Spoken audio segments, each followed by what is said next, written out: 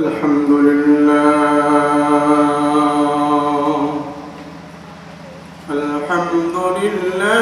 عليم الذات عظيم الصفات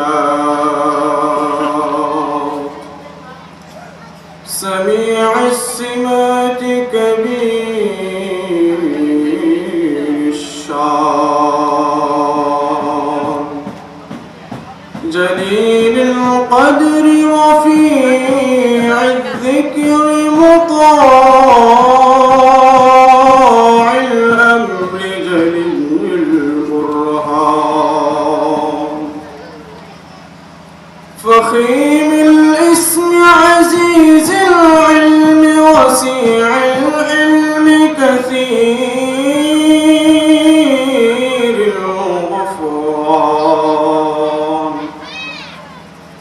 أما بعد فأعوذ بالله من الشيطان الرجيم بسم الله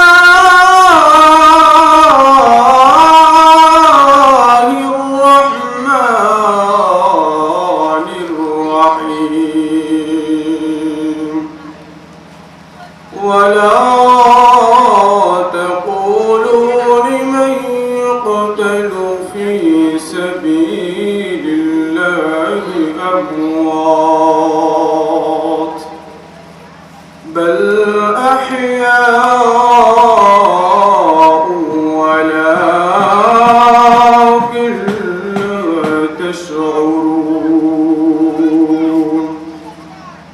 وقال النبي صلى الله عليه وسلم عن عاصم الأحوال رحمه الله رضي الله عنه عن القنوت في الصلاة كان قبل الركوع أو بعده قال قبله إنما قالت رسول الله صلى الله عليه وسلم بعد الركوع شهرا إنه كان بعث أناسا يقال لهم القراء 70 رجلا فأصيب بعد الركوع شهرا يدعو عليهم اللهم صل على محمد عبدك ورسولك وصل على محمد وآله وأصحابه وبارك وسلم الحمد لله মহতি কাহাতুরা দক্ষিণ পাড়া বাইতুল মামুর পাঞ্জাগানা মসজিদ ও যুবক বৃন্দের উদ্যোগে আজকের এই সুজলা সুফলা পরিপাটি এক জান্নাতের বাগান সুন্দর সম্পূর্ণতার ভাবে যে মহান রব্বুল আলামিন তৈরি করার মতো তৌফিক দান করেছেন সেই মহান রব্বুল আলামিনের আলিশান দরবারে হৃদয় উজাড় করে সকলের কলবের ঘাম নকুহুর ঝঙ্কিত করে আল্লাহ তাআলার শুকরানা আদায় করি সকলেই বলি আলহামদুলিল্লাহ আল্লাহ সুবহানাহু ওয়া তাআলা দুনিয়ার বুকে মানব এবং দানব জাতিকে সৃষ্টি করেছেন ইল্লা লিয়াবুদুন একমাত্র তার ইবাদত করার জন্য কার ইবাদত করার জন্য আল্লাহ তাআলা দুনিয়ার বুকে নবীগণ প্রেরণ করার মাধ্যমে সবাইকে একটাই ঘোষণা দিয়েছেন সবাই আল্লাহর রাস্তায় আল্লাহর দ্বীনের প্রতি আল্লাহর তাওহীদের প্রতি দাওয়াত দিয়েছেন দ্বীন প্রচার প্রসারের কাজে লিপ্ত হয়েছেন এর মধ্য থেকে আমাদের নবী বিশ্ব নবী এবং তার সহচর্য সাহাবায়ে কেরাম রিদওয়ানুল্লাহি আলাইহিম আজমাইন তাদের ভূমিকা ছিল অন্যতম এবং অতুলনীয় আমি আপনাদের সম্মুখে সংক্ষিপ্ত সময়ে কুরআন হাদিস ভিত্তিক কিছু কথার আলোকপাত ঘটিয়ে বিদায় নিব ওমা তৌফিক ইল্লা বিল্লাহ। আল্লাহর পয়গম্বর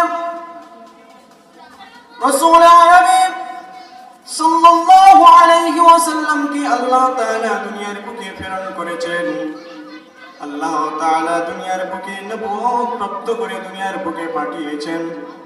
আল্লাহর নবী যখন দুনিয়ার বুকে আগমন করেন, প্রত্যেক সাহাবায়ে কেরাম তাদের নিজ নিজ গোত্র ছেড়ে নিজ নিজ ঘর বাড়িগুলোকে পরিত্যাগ করে আল্লাহর নবীর কাছে এসে নবুয়তের সাক্ষী দিয়ে যখন আল্লাহর রাসূলের প্রতি এবং আল্লাহ তাআলার প্রতি ঈমান আনে, তারা যখন আল্লাহ তাআলা এবং তার নবীর প্রতি ঈমান আনে, ঈমানদারিতার মুক্ত মালা গলার মধ্যে গেঁথেছিল, তখন আল্লাহ তাআলা তাদেরকে সুসংবাদ এবং সন্তুষ্টির রেদামন্দি হাসিল হওয়ার লক্ষ্যে আল্লাহ তাআলা তাদেরকে দুনিয়ায় থাকাকালীন তাদেরকে সুসংবাদ দিয়েছিলেন।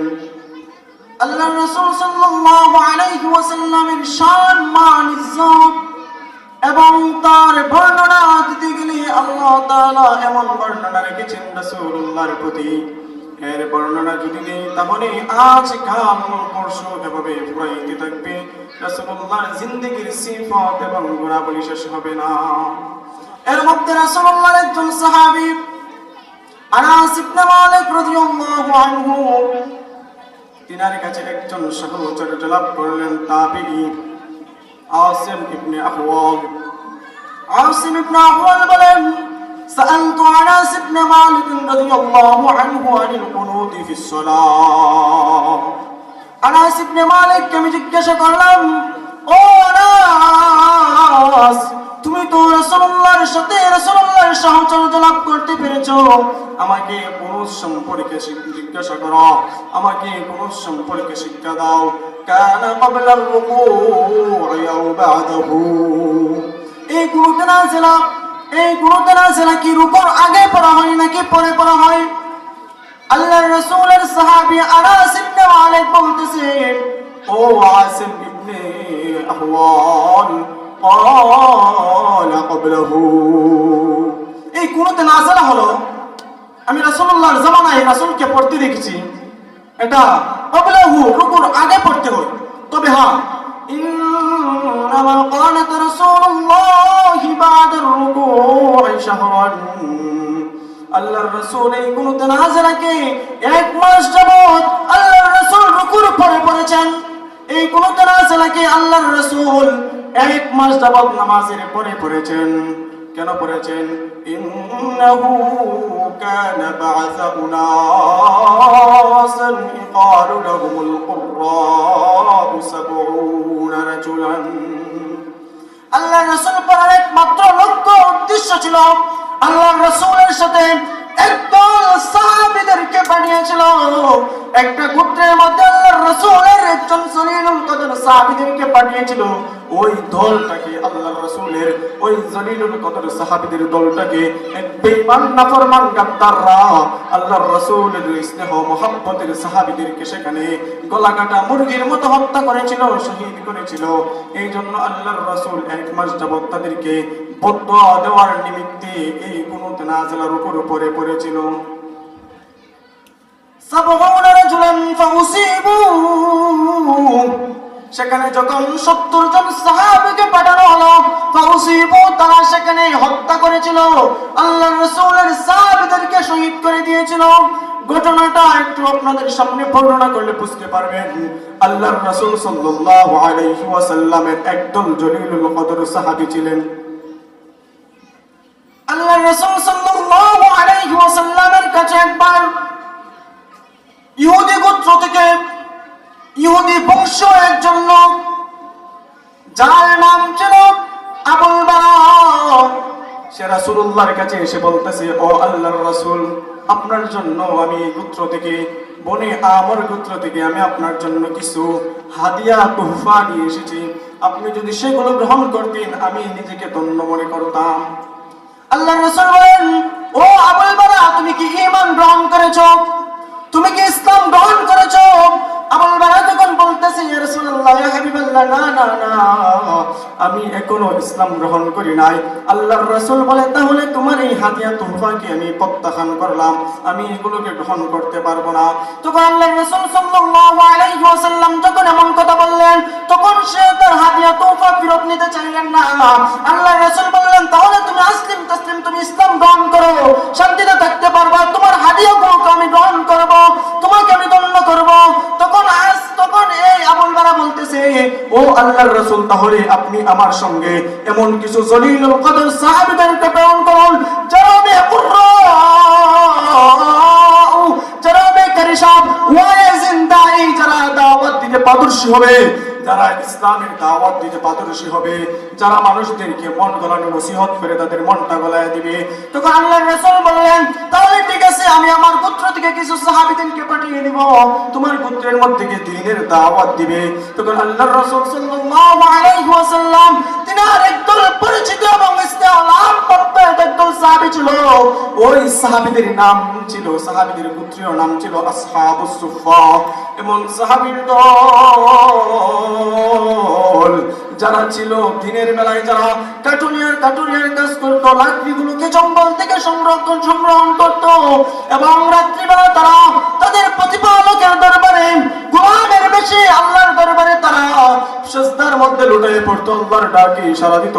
সারা রাত তারা ইবাদতের মধ্যে কাটাইতো, আর সারাদিন তারা তাদের এই উপার্জন দিয়ে মদিনার মধ্যে একটা গোত্র ছিল, যাদেরকে ওই গোত্রের মধ্যে কিছু সাহাবী ছিল যারা ছিল বাপের কোনো পরিচয় নাই, মাতার কোনো পরিচয় নাই, যারা ইসলাম গ্রহণ করার কারণে তাদের রাজ্য থেকে তাদেরকে পরিত্যাগ করে দিয়েছে, পরিত্যাজ্য করে দিয়েছে, যাদেরকে তাদের মনিবরা গোলাম হিসেবে ক্রয় করেছিল, যখনই মুহাম্মদের উপরে ঈমান এনেছে তখনই তাদেরকে রাষ্ট্র থেকে বাহির করে দিয়েছে।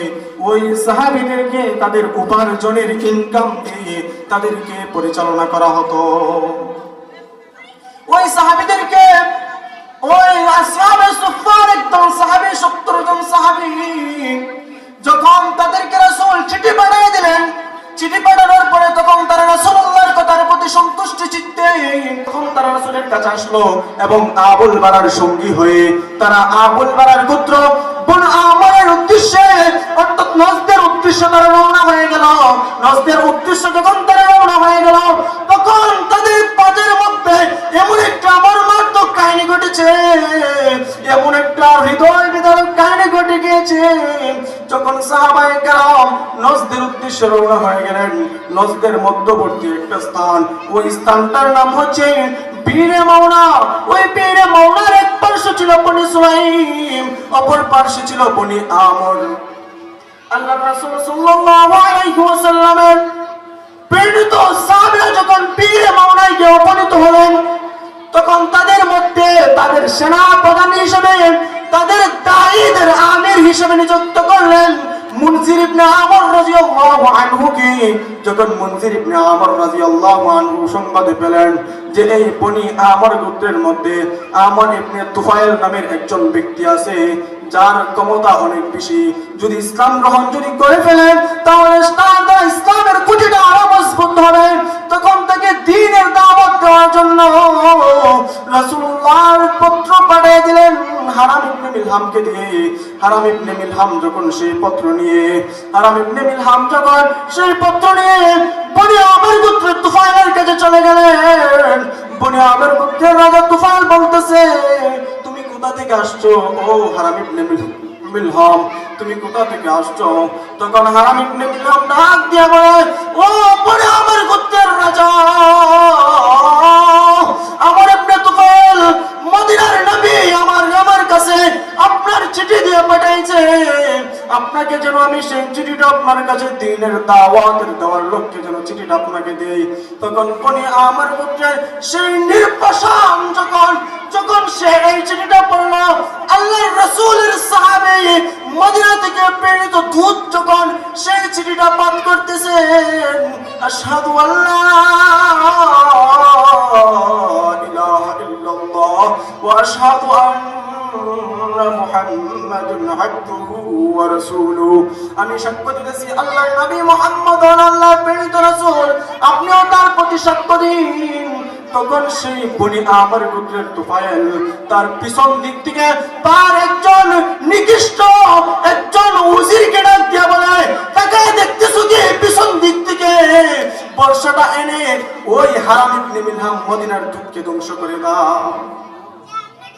আল্লাহ রাসূলের সাহাবীকে যখন হত্যার ওয়ার্ডার দিয়ে দিলেন উজিরকে, তখন সেই কসাই উজির আল্লাহ রাসূলের সাহাবী হারাম ইবনে মিলহামের বুককে ছিদ্র করে পিছন দিক থেকে এমন একটা বর্ষার আঘাত দিয়ে দিলেন, হারাম ইবনে মিলহামের আঘাতের লেগে সাথে সাথে তার পিছন দিকটা ছিদ্র হয়ে সামনের দিকে বর্ষাটা বাহির হয়ে বুকটা ছিন্ন বিচ্ছিন্ন হয়ে রক্ত প্রবাহমান হতে আরম্ভ করে দিল।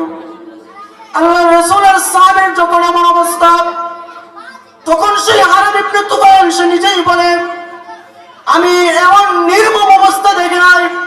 যখন তাকে পিছন দিক থেকে বর্ষা ঢুকানো হলো, তখন সে কষ্ট না পেয়ে চিৎকার না করে তখন সে কাবার রবের দিকে তাকায় বলতেছেন, ফিস্তু রাব্বিল কাবা, ওই কাবার রবের শপথ, যে কাবার রবের জিন্দেগিটা, যেই রব আমাকে জিন্দেগি দান করেছিল, ওই জিন্দেগিটা আমি সেই রবের কাছে আমি তার রাস্তায় শহীদ হয়েছি, আমি সফল, আমি সফল। তখন হারাম ইবনে মিলহামের দিকে যে লোকটা বর্ষা নিক্ষেপ করেছিল, সে বলতেছে, তুমি কিভাবে সফল, কিভাবে সফল? আল্লাহ তাআলা কোরআনের মধ্যে আয়াত নাযিল করে বলেন, ওয়ালা তাকুলু লিমান ইউকতালু ফি সাবিলিল্লাহি আমওয়াত বাল আহইয়াউ ওয়ালাকিন লা তাশউরুন। আল্লাহ তাআলা আয়াত নাযিল করে দিয়ে বলেন, না রে না, নির্বাসনের দলেরা, তোরা যদিও আমার একজন সাহাবী হারাম ইবনে মিলহামকে হত্যা করো, কিন্তু তারা হত্যা হয় নাই, তারা সফল হয়েছে এই কারণে, কারণ তারা মৃত্যুবরণ করে নাই, বরং আমি আল্লাহর কাছে তারা জীবিত আছে, আমি আল্লাহর কাছে তারা জান্নাতের পালাখানার টিকিট তাদেরকে দিয়ে দিয়েছি। যখনই তারা দুনিয়ার জমিন ত্যাগ করেছে, দুনিয়ার পৃথিবী থেকে যখন তারা বিদায় নিয়েছে, তখনই একদল ফেরেশতা, জান্নাতবাসীর ফেরেশতারা তাদেরকে মারহাবান মারহাবান আহলান সাহলান এর সুসংবাদ দিয়ে তাদেরকে জান্নাতের ভিতরে ঢুকায়া দিতেছে, জান্নাতের নাজ নিয়ামত তাদেরকে দান করতেছে। তারা আজীবন আর কখনো মরবে না, শুধু তার নিয়ামত ভোগ করে যাবে। জান্নাতের কি নিয়ামত? জান্নাতের মধ্যে কি নিয়ামত আছে? এই নিয়ামত সম্পর্কে বর্ণনা করতে গেলে অনেকক্ষণ সময়ের প্রয়োজন। ছোট্ট একটা নিয়ামত আপনাদের সম্মুখে বর্ণনা করি।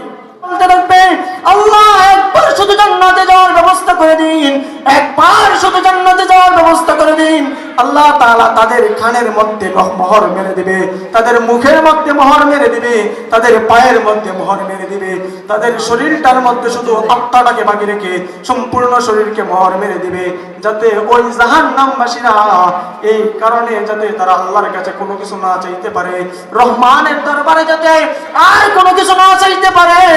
যদি রহমানের দয়া হয়ে যায় তাহলে যাতে জান্নাতে প্রবেশ না করতে পারে, এই জন্য ফেরেশতাদের মাধ্যমে তাদের কান, মুখ, নাক, চক্ষুর মধ্যে মোহর মেরে দিবে।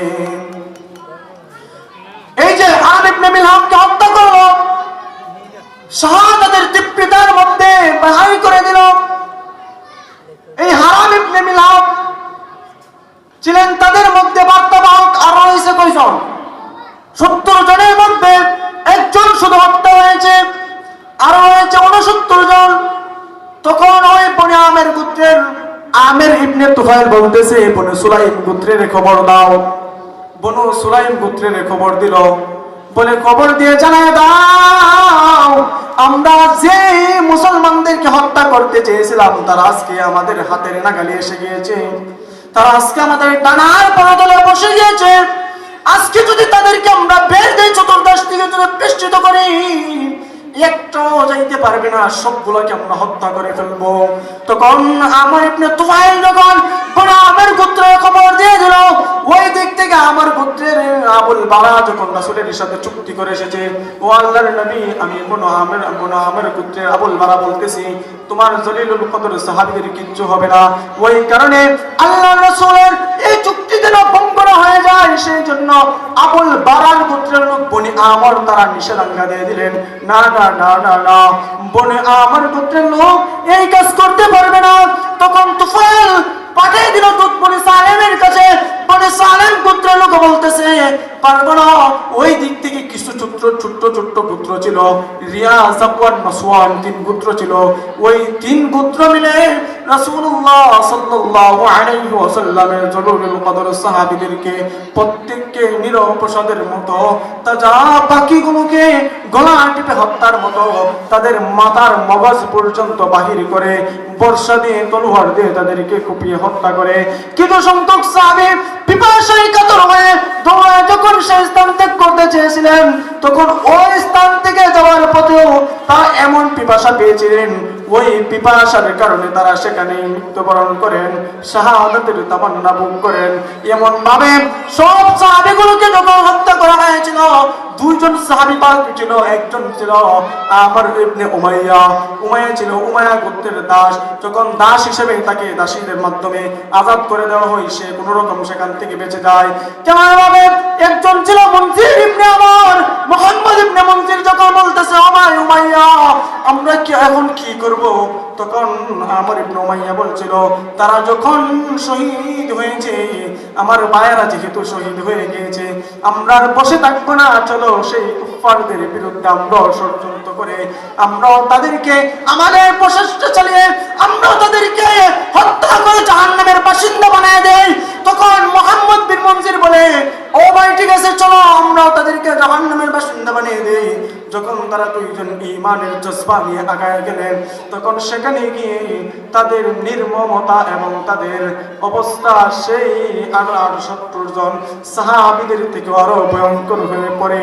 তারা উভয় 3 গোত্র মিলে 2 জন সাহাবীদেরকে এমন ভাবে হত্যা করে তাদের মগজগুলোকে বাহির করে ফেলে। পরবর্তীতে পাখিরা যখন আকাশ থেকে উড়াল দিয়ে যখন যাচ্ছিল, তখন পাখিরা দেখে মগজগুলো পড়ে আছে। পাখিরা তখন মগজের মধ্যে টুকরায় টুকরা মগজের চামড়াগুলো নিয়ে যায়। আকাশগুলো বিভিন্ন রং হয়ে গিয়েছে, কালো রং হয়েছে।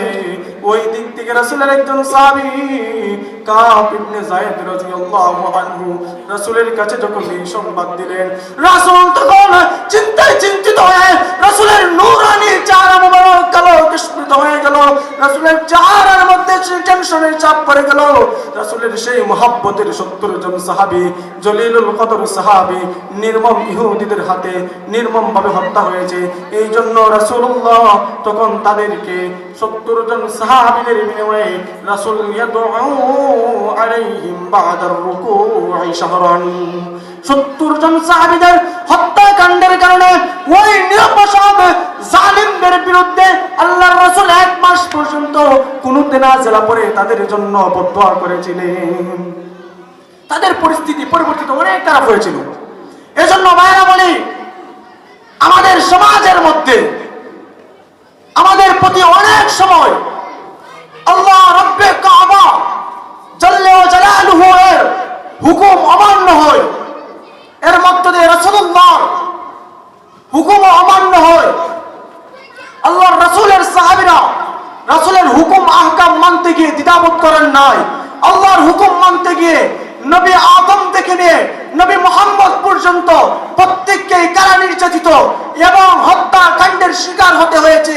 আল্লাহর নবী অর্থাৎ ইউনূসকে মাছের পেটে যেতে হয়েছে, ইউসুফকে কূপে পড়তে হয়েছে, নারীদের ষড়যন্ত্রে আল্লাহর নবী ইউসুফকে কারাগারে দিন কাটাতে হয়েছে। আল্লাহর নবী হযরত ইব্রাহিম আলাইহিস সালামকে নমরুদের বিরোধিতা করার কারণে কারাগার এবং অগ্নিকুণ্ডের মধ্যে আল্লাহর নবী ইব্রাহিমকে পতিত হতে হয়েছে। আল্লাহর নবী ইসমাঈলকে পরীক্ষা করতে গিয়ে আল্লাহ তাআলা তাকে কুরবানির পরীক্ষা নিয়েছে। এমন ভাবে প্রত্যেক নবী আলাইহিস সালামকে আল্লাহ তাআলা পরীক্ষা করেছেন। নবী হওয়া সত্ত্বেও তারা পরীক্ষার মধ্যে বিজয়ী হয়েছে, সফলকাম হয়েছে। স্পষ্ট ভাষায় শুনে রাখে, মুসলমানদের বিরুদ্ধে এখনো বাংলার জমিনের মধ্যে ষড়যন্ত্র 24 ঘন্টা চলমান রয়েছে। আল্লাহর নবীর বিরুদ্ধে চলমান রয়েছে, তারা চক্রবাদিত করে আল্লাহর রাসূলের দ্বীনকে বিচ্ছিন্ন বিক্ষিপ্ত করতে চান, তাদেরকে হুঁশিয়ার বাসে বলা দেওয়া দরকার যে মুসলমানদের প্লেয়ার মধ্যে প্রাণ যতদিন থাকবে ততদিন পর্যন্ত কোনো নাস্তিক কুফফার ষড়যন্ত্র করে কোনো কিছু করতে পারবে না। আল্লাহ রাসূল সাল্লাল্লাহু আলাইহি ওয়াসাল্লামের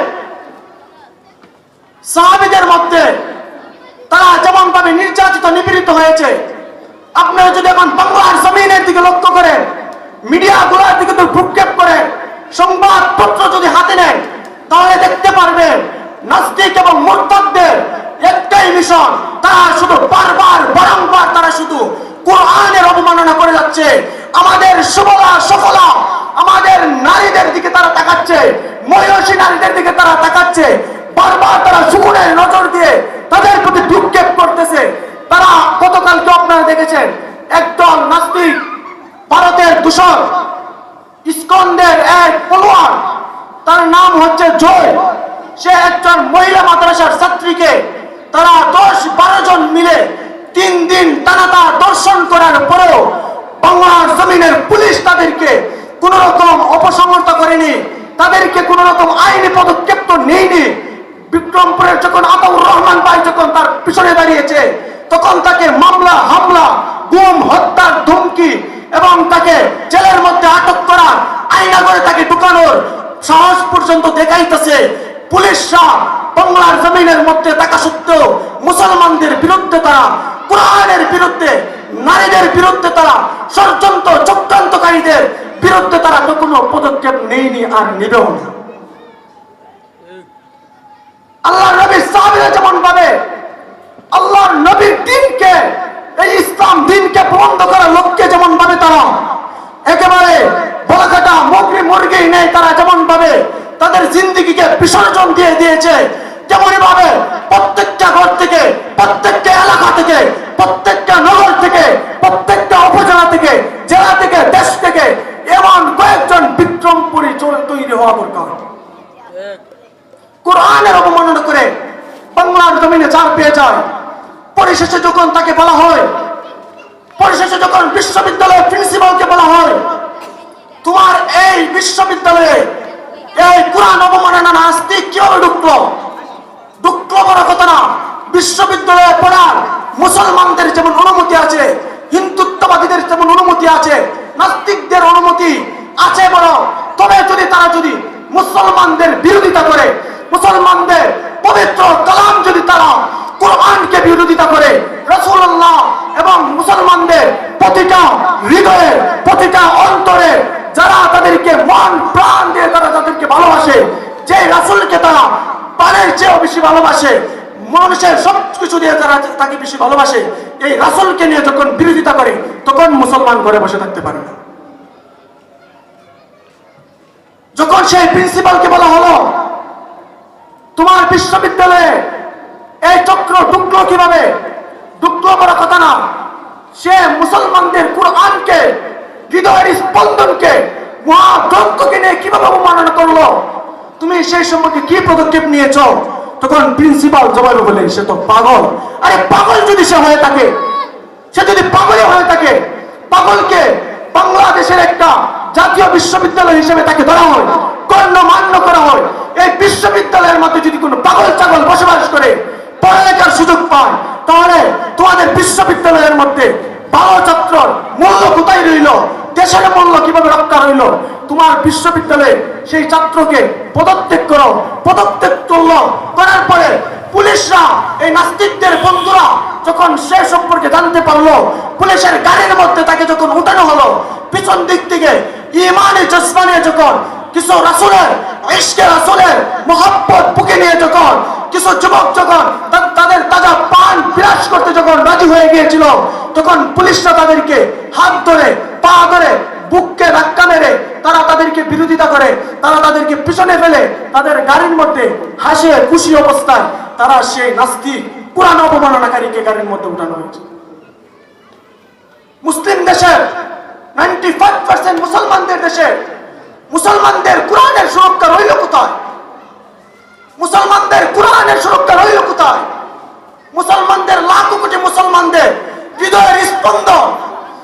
রাসূল আরবীর সুরক্ষা রইল কোথায়? সম্মান রইল কোথায়? ইজ্জত তো সর্বদাই বরবাদ হয়ে যাচ্ছে।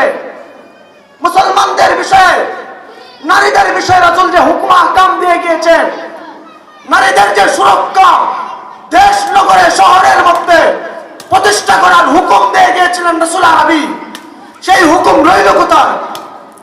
সেই কোরআন অবমাননাকারীদেরকে যদি হাসি খুশি অবস্থায় জেলের ভিতরে নিয়ে যেতে হয়, 3 দিন যাবত টানাদার মহিলা মাদ্রাসার ছাত্রীকে